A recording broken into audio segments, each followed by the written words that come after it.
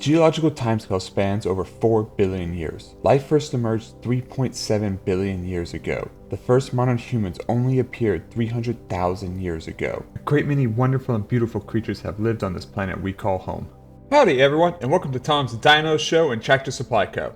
Today I have traveled back to the early Permian period, or about 283 million years ago, to see a wonderful guy called Dimetrodon.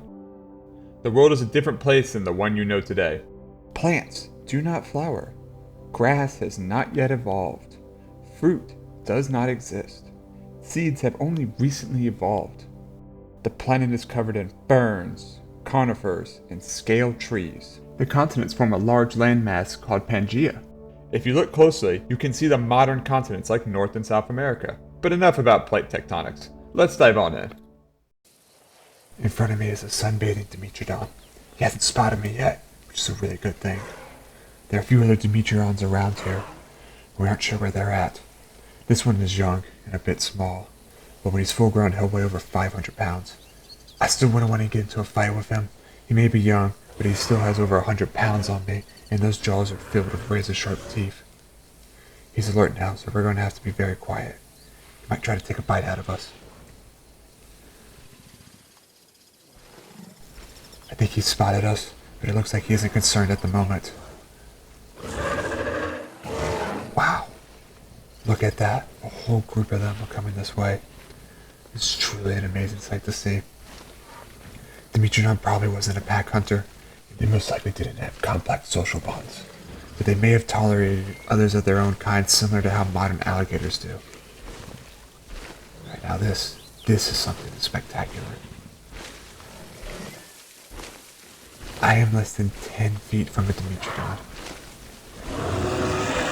Look at that beautiful fin. Let's keep a close eye on him, though. He could turn on us at any moment. But if he spotted us, they've never seen an animal that walks upright. I knew I shouldn't have worn an American political shirt. Now he's scared. I think this is getting a little risky. There's too many of them. We've definitely been spotted. We're gonna get on out of here. Actually, we're gonna move pretty quickly to get some distance between us and them. See you in a moment. So now that we're back and safe, let's talk a bit more about who Dimetrodon was. Dimetrodon wasn't actually a dinosaur. We won't see dinosaurs for another 40 million years. So not really a good fit for Tom's Dino Show and Tractor Supply Co. This wonderful animal is a member of the non-mammalian synapsis. He's neither a mammal or a reptile, but something else, something much older. But overall, Dimetrodon is more closely related to a mammal.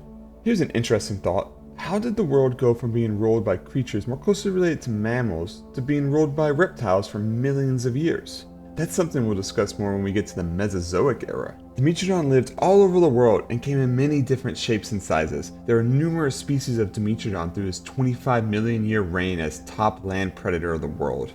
Remember, humans have only been around for around 300,000 years. We have a bit of catching up to do. Dimetrodon hunted everything except for maybe this guy. This is Eriops, a large amphibian that could weigh over 400 pounds. He had a huge mouth filled with curved teeth. Not somebody you'd want to face down when bobbing for apples. Dimetrodon would have lived besides many other creatures as well, like this little fellow, Archeria. Sadly, we don't know too much about him, but this leads me to ask you, what do you think Archeria's opinion would have been on pineapple pizza? This boomerang-looking fellow is called Diplocolus. We know that Dimetrodon liked to eat Diplocolus, as we've actually found remains of Diplocolus inside Dimetrodon skeletons with bite marks embedded in the bones matching the jaws of Dimetrodon. Seymourrea is a little fellow that lives in the Permian period with Dimetrodon. Seymourrea might have looked like a lizard, but he was actually an amphibian, but unlike most amphibians, he probably spent most of his time on land instead of jumping in and out of the water. Seymourrea wasn't very big and would have made a tasty snack for Dimetrodon if he had managed to catch one. This last guy is called Captorhinus. He was an early reptile with a huge overbite. I mean, look at that. Dimetrodon was a bit of a bully, and probably would have picked on him by, well, eating him. So back to Dimetrodon. There were many different types of Dimetrodon. The first one discovered was by a guy called Donald McLeon. Donald was so close to founding a fast food restaurant. Donald McLeon found Dimetrodon in the British colony of Prince Edward Island. Over the next century, and even up to only a few years ago, new species of Dimetrodon have been found all over the world. Most have been found in Texas and Oklahoma. The most recent, though, was found in Germany. Dimetrodon's name means 2 measures of teeth. I guess naming it after its giant sail on its back was a bit too on the nose. Many different ideas have been proposed for what the sail was used for. One idea on Dimetrodon's wiki that doesn't have a source was that the sail was used to help Dimetrodon move around like a sailboat. As an engineer and researcher, I felt compelled to bring this understudied theory to life. Through the use of modern simulation software, we've been able to capture what this might have looked like. I'm a boat. There's no evidence to suggest that Dimetrodon would have preferred to be a catamaran or a monohull, but enough about that. Another idea was that the sail was used for thermoregulation. Now, thermoregulation isn't a scary word, it's just a big word. Thermoregulation means it helped Dimetrodon warm up when he was cold and cool off when he was hot. You're gonna hear me use this word a lot throughout this series. The Permian period was much warmer than today, so Dimetrodon might have needed all the help cooling off, like drinking a hard lemonade before the kids get home from school. More modern research indicates the sail wouldn't have been effective at thermoregulation, and this leads us to the last major theory for what the sail could have been used for: a courtship display. Through the usage of modern simulation software, we've been able to capture what this might have looked like. Hey there, Sugartail. You like my sail? No. Forever alone. But enough about that. Next, we're going just a few million years into the future, to about 254 million years ago. We're still in the Permian period, but now it's at the end of the period, just before the Triassic period. The world is changing. Dimetrodon went extinct over 15 million years ago. No creature today has ever seen one.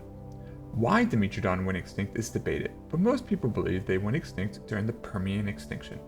The Permian extinction was the largest loss of life in the history of the world, and was the first of the 5 major extinction events.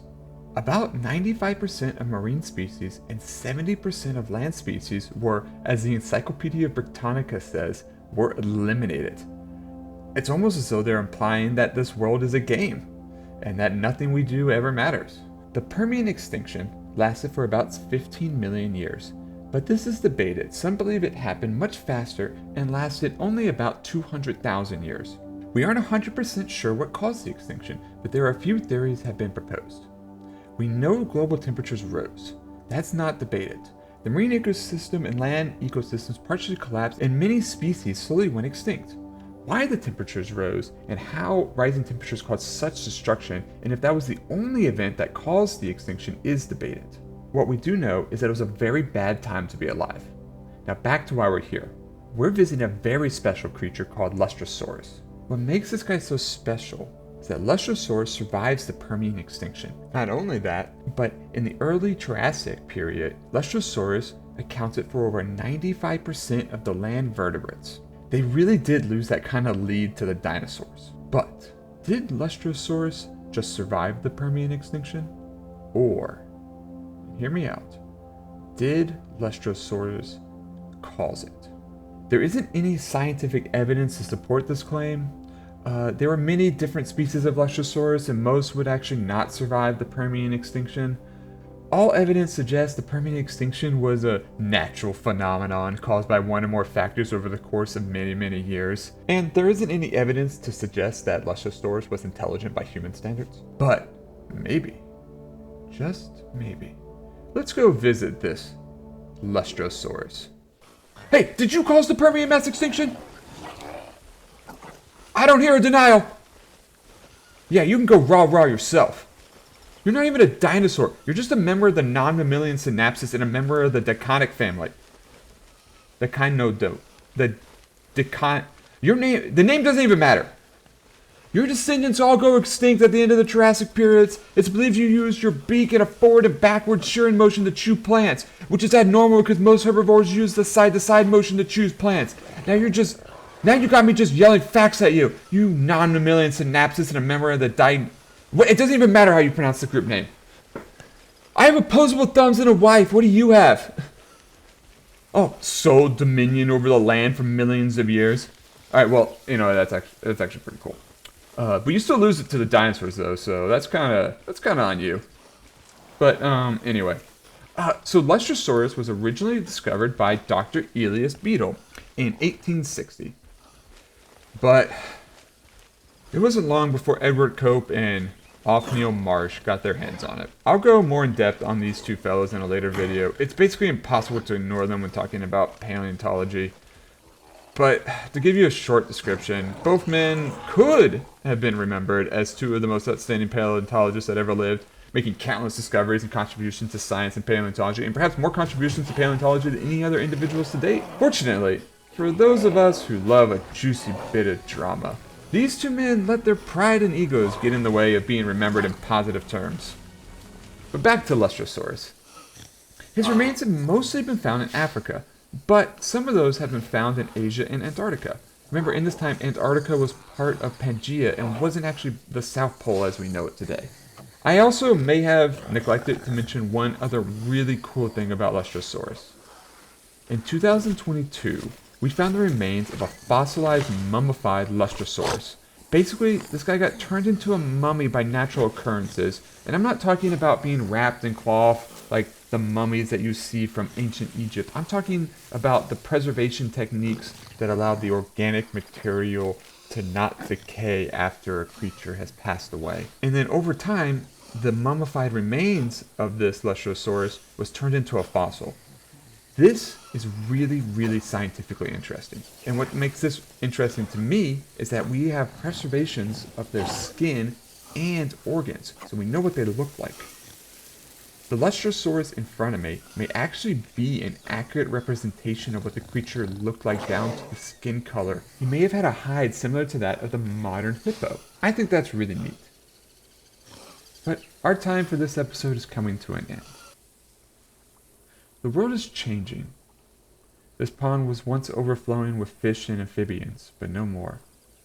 The trees have lost their leaves. The ferns have withered away.